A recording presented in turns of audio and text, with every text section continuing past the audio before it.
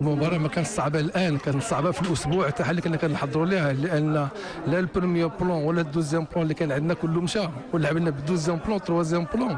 وما ننساوش بأن المنتخب المغربي تجمع نهار اثنين وبأسماء جديدة و70% ديال الغيابات باش يمكن لك توجد في المنتخب. ماشي غيلعب مباراة حبية، غيلعب مباراة رسمية اللي فيها الضغط واللي فيها خصك تنتصر بواحد الحصة اللي غتطمئنك على المباراة ديال الإياب.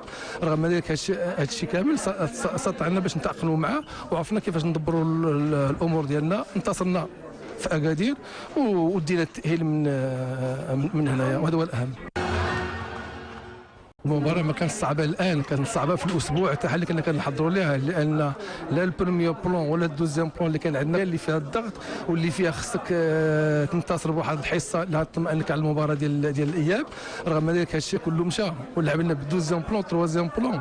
وما ننساوش بأن المنتخب المغربي تجمع نهار اثنين هذا الشيء كامل استطعنا باش نتأقلموا معه وعرفنا كيفاش ندبروا الأمور ديالنا. جديدة و70% ديال الغيابات باش يمكن لك توجد في المنتخب. ماشي غيلعب مباراة حبية، غيلعب مباراة رسمية.